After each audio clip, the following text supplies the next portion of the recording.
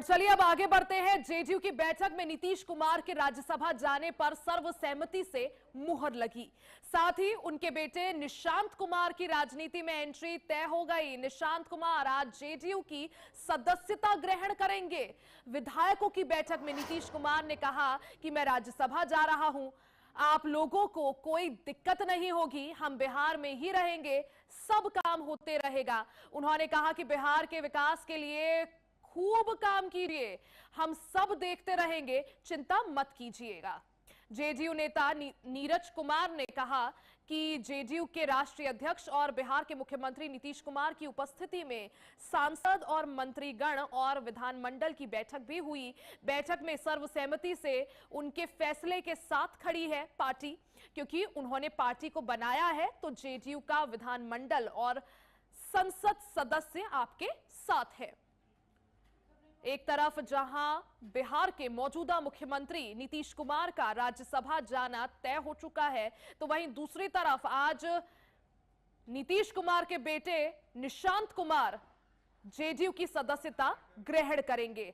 लेकिन अब इस पूरे कार्यक्रम को लेकर, घटनाक्रम को लेकर देखिए कई तरह के सवाल उठ रहे हैं। इसी पर आज चर्चा करेंगे। मनोज लाल दास जी नेता जेडीयू से हमारे साथ है और वेद प्रकाश वरिष्ठ पत्रकार हमारे साथ है। आप दोनों का ही बहुत बहुत स्वागत है एचएनएन न्यूज पर। सबसे पहले मनोज लाल दास जी आपके पास आना चाहूंगी। सर, सवाल यही है, जो नारा दिया गया था चुनाव से पहले 25 से 30 एक बार फिर से नीतीश, एनडीए ने सीएम नीतीश कुमार के चेहरे पर जो है वो चुनाव लड़ा, जीत मिली आप लोगों को बम्पर, आप लोगों ने एक तरह से क्लीन स्वीप किया। लेकिन अब अचानक से क्या वजह कि नीतीश कुमार राज्यसभा जा रहे हैं? नमस्कार रिया जी। जी सर, नमस्कार। देखिए, राजनीति उसी का नाम होता है कि जो पग पग पर चेंज होता है। नीतीश कुमार जी ने बहुत पहले ही कह दिया था कि वो जिस तरह से बिहार में दोनों सदन में हैं, दिल्ली के भी सदन में उनकी इच्छा है। तरह तरह की बातें उठते रहती है राजनीति में, उसका कोई लेना देना नहीं है। नीतीश कुमार जी वो शख्स हैं, वो इंसान हैं कि आज तक वो कभी किसी के समक्ष झुकने का या किसी के दबाव में ना आए।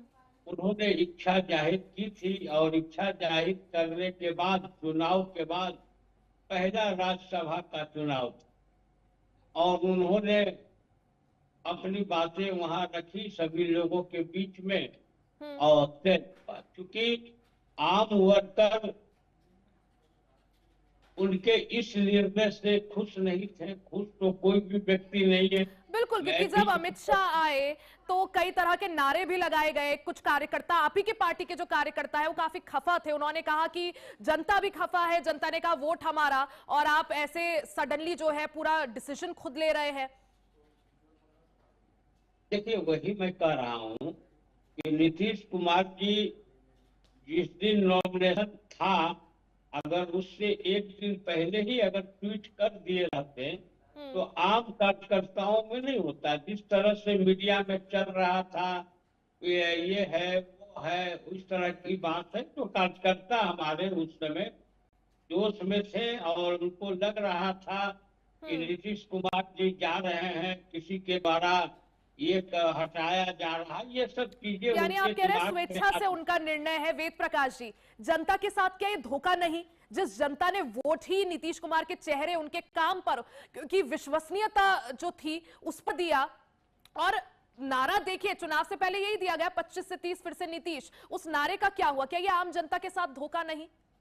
वेद प्रकाश। हाँ बिल्कुल रिया जी, आपका सवाल बहुत ही संजीदा है। भारतीय लोकतंत्र के इतिहास में पहली बार शायद आपने देखा होगा कि कोई पदस्थ चीफ मिनिस्टर, मुख्यमंत्री की इच्छा है कि मैं राज्यसभा जाऊं। 25 से 30 नारा था, फिर से नीतीश, 25 से 26 नीतीश फिनिश। आपने यह लोकतंत्र के लिए इससे बड़ा मजाक का क्या दूसरा उदाहरण भारत के राजनीतिक इतिहास में आपने है तो कोई मुझे बताए।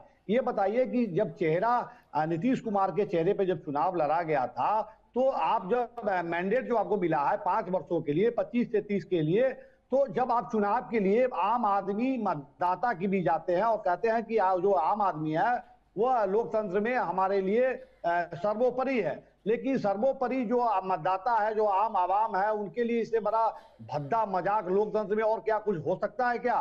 कि नीतीश कुमार जिस हिसाब से आपने देखा होगा कि उनको एक बार राबड़ी देवी जो पूर्व मुख्यमंत्री बिहार रही हैं ने पलटू राम से संबोधन किया था।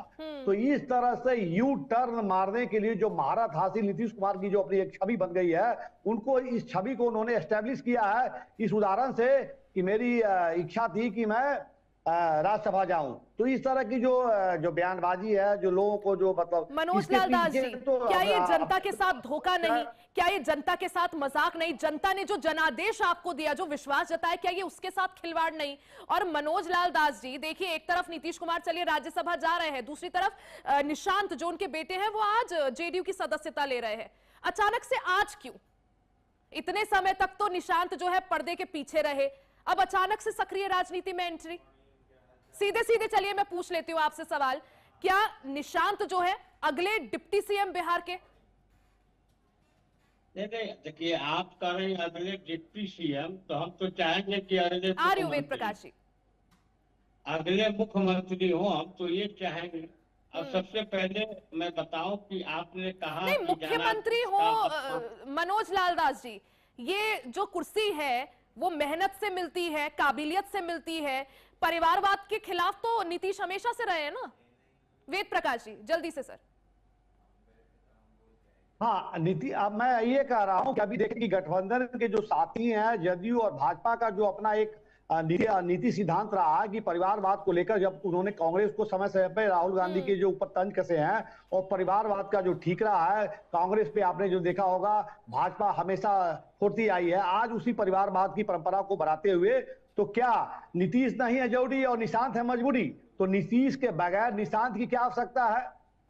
आप देखिए कि 50 से 51 वर्ष का लगभग उनकी उम्र होने की है। अगर नीतीश की चाहत होती तो अब तक क्या निशांत जदयू परिवार में आज क्या अचानक से उनका जदयू की सदस्यता ग्रहण करना अपने आप में आप समझ सकते हैं 20 साल बिहार के मुख्यमंत्री रहे हैं नीतीश कुमार, सत्ता संभाली है, अचानक से ऐसा क्या हो गया? मतलब 20 साल निशांत जो है पर्दे के पीछे रहते हैं, अब अचानक से जेडीयू की सदस्यता पच नहीं रहा ना जनता को। मनोज लाल दास जी, रिया जी, ये वही बात है। जब आप देखे होंगे कि सड़कों पे जब सरकार जब 4 लेन या कोई बड़ी योजना निकलती है तो मुआवजे के तौर पे जो कंपनसेशन होता है किसानों के लिए, तो नीतीश जी के लिए यही उनके मुआवजे के तौर पे निशांत कुमार को कि कुछ समय के लिए आम आदमी को आम आवाम के जो उनके जो प्रशंसक है, उनके जो समर्थक हैं, उनके लिए एक तसल्ली भर, एक मुआवजे भर वाली बात जो है निशांत कुमार की जो सदस्यता है, मैं समझता हूं वही है। मनोज लाल दास जी, आपने सवाल का जवाब नहीं दिया। क्या निशांत कुमार अगले डिप्टी सीएम बिहार के? मैंने क्या कहा, हमारे यहाँ डिप्टी सीएम बने कि सीएम बने, ये तो जब एनडीए बैठेगी सीएम की कुर्सी खाली होगी तो किसी को तो मिलेगी ना सर। मैं वही तो कह रहा हूँ कि उसमें निर्णय लिया जा सकता है। आप जहां तक कह रहे हैं डिप्टी सीएम, तो मेरी तो इच्छा है कि निशांत सीएम बन जाए, तो मेरे इच्छा से तो नहीं ना होगा। अब जहां तक ये बात है कि कंपनसेशन, तो नीतीश कुमार जी को कंपनसेशन की कोई जरूरत नहीं है। आपने कहा कि जनादेश का अपमान हुआ, तो आप बताइए कि जब 2015 में हमने राजद के साथ चुनाव लड़ा था मिलकर, और 2017 में हम उससे अलग हो गए, और फिर हम चुनाव लड़ते हैं एनडीए के साथ, तो एनडीए जनता हमको समर्थन दी कि नहीं? फिर 2022 में अगर हम राजद के साथ गए तो उस समय जनादेश का अपमान नहीं हुआ था। जनता इस चीज को, बिहार की जनता समझती थी कि नीतीश जी जहां भी जाएंगे बिहार की विकास की बात करेंगे, और वो बिहार के विकास के लिए ही कटिबद्ध रहे हैं। जनादेश क्या होता है? जनादेश था तब में हम अचानक से 2015 में जनादेश मनोज लाल दास जी वही होता है जो जनता ने आपको दिया है, विश्वास जताया है, आशीर्वाद दिया है। वो नीतीश जी को दिया है, वो नीतीश जी को दिया है। नीतीश जी पर विश्वास उस समय भी किया जब हम लगातार लालू राज के खिलाफ लड़ रहे थे और 2015 में जब उनके साथ गए थे, उस समय भी ठीक है, वेद श्रीवास्तव जी बीजेपी से हमारे साथ जुड़ गए हैं बीजेपी का पक्ष रखने के लिए। वेद श्रीवास्तव जी, ये बड़ा घटनाक्रम, पावर शिफ्ट बिहार में, और हमेशा से टीज देखिए बीजेपी के दिल में रहती थी कि बिहार ही एक ऐसा राज्य है जहां वो सत्ता में तो है गठबंधन के साथ, लेकिन मुख्यमंत्री कभी नहीं रहा। क्या समझा जाए अब जब नीतीश राज्यसभा जा रहे हैं तो अगला मुख्यमंत्री बिहार का बीजेपी से? जल्दी से सर। ये चीजें यहाँ डिबेट में नहीं तय होती है, एनडीए दल के विधानमंडल की बैठक में तय होगा। एनडीए की विधायक बैठ के तय करेंगे कि मुख्यमंत्री कौन होगा। जनादेश नीतीश जी के नेतृत्व में एनडीए को मिला था। नीतीश जी की मतलब सर आप मानते हैं कि नीतीश कुमार के नेतृत्व में जनादेश मिला, तो नीतीश कुमार क्या जनता को धोखा दे रहे हैं? एनडीए को देखिए, नीतीश जी के नेतृत्व में एनडीए को जनादेश मिला। एनडीए पहले समझिए, नीतीश जी के नेतृत्व में एनडीए को जनादेश मिला। नीतीश जी की इच्छा थी कि हम एक सदन के सदस्य अभी तक नहीं रहे, 3 सदनों के रह चुके हैं, हम उस सदन में भी जाएं।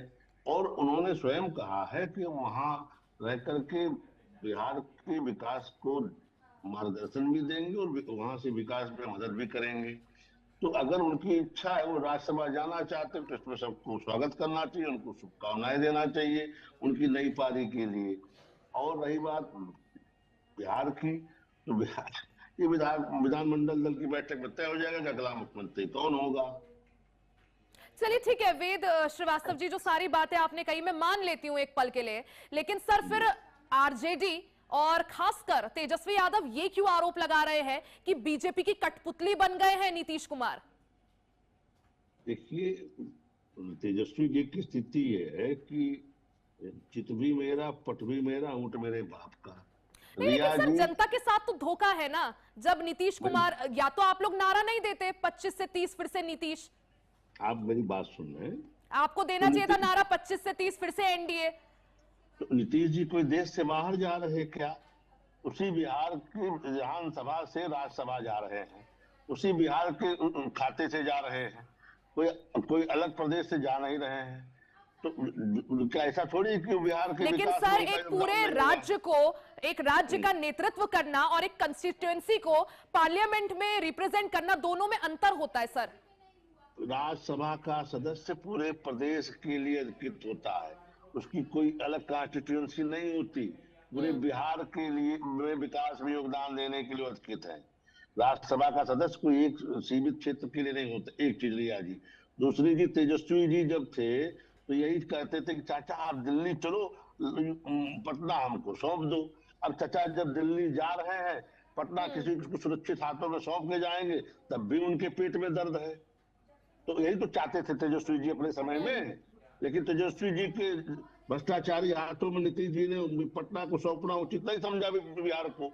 सुरक्षित हाथों में किसी को सौंप के जाएंगे, तो जो चाहते थे वही हो रहा था। ठीक है वेद प्रकाश जी, देखिए आप बिहार की राजनीति को अच्छे से समझते हैं सर, आप बिहार की सियासत को भी समझते हैं। क्या लगता है ये जो घटनाक्रम हो रहा है, नीतीश का अचानक से राज्यसभा जाना, निशांत की एंट्री होना सक्रिय राजनीति में, क्या लगता है क्या इसका जो पटकथा है वो पहले ही लिख दी गई थी चुनाव से पहले? बिल्कुल रियाज, आपने देखा होगा कि प्रसिद्ध राजनीति शांत किशोर ने भी पहले ही बता दिया था कि चुनाव बाद नीतीश कुमार जल्द ही हटाए जाएंगे। और नीतीश को ठीक है, ऑडियो में दिक्कत है वेद प्रकाश जी के।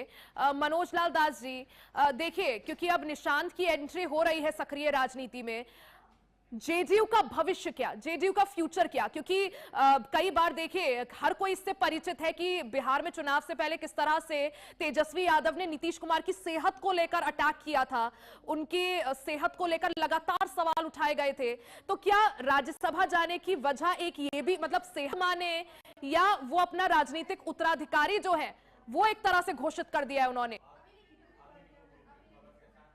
देखिए रिया जी, राजनीति में उत्तराधिकारी क्या होता है? उत्तराधिकारी वहां होती है कि जहां केवल परिवार की ही पार्टी होती है, और जहां पर आम लोगों की पार्टी होती है।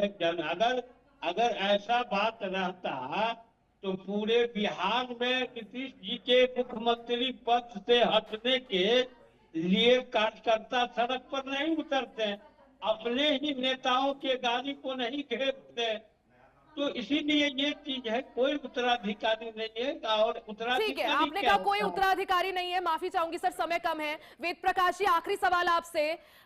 ठीक है, चलिए, वेद प्रकाश जी हमारे साथ नहीं है। वेद श्रीवास्तव जी, सर क्या लगता है अगला डिप्टी सीएम कौन और मुख्यमंत्री कौन? जल्दी से सर आपका जवाब। रिया जी, मैंने पहले स्पष्ट किया कि नीतीश जी राज्यसभा जा रहे हैं। बिहार के किसी लोग के हाथों में सौंप के जाना उनकी जिम्मेदारी। ये चीजें विधानमंडल दल की बैठक में तय होगी, ये यहाँ नहीं। चलिए, यानी नेतृत्व किसको सौंपा जाएगा, सत्ता किसके हाथ में आएगी, ये जो है बैठकों के जरिए तय होगा। लेकिन फिलहाल के लिए जिस तरह से नीतीश कुमार का राज्यसभा जाना तय है, उसी तरह से आज जो है नीतीश कुमार के बेटे निशांत कुमार जेडीयू की सदस्यता ग्रहण करेंगे। अब ऐसे में किस तरह से बिहार की सियासत में इक्वेशन बदलती है, वो देखना भी जरूरी होगा। आप तीनों का ही बहुत बहुत शुक्रिया हमारे साथ जुड़ने के लिए, समय देने के लिए। तो देखिए, बिहार में एक बार फिर से सियासी भूचाल आने को है। पावर शिफ्ट जो है वो जल्द हो सकता है। जिस तरह से नीतीश कुमार का राज्यसभा जाना तय है, उसी तरह से नीतीश कुमार के बेटे निशांत कुमार की भी अब राजनीति में एंट्री होने वाली है। लेकिन बिहार की सियासत किस तरह से गर्माती है और किस फिजा में रुख लेती है, वो देखना भी जरूरी होगा। फिलहाल के लिए इस बुलेटिन में सिर्फ इतना ही। बने रहे हमारे साथ, देखते रहे HNN न्यूज़, जुनून सच दिखाने का।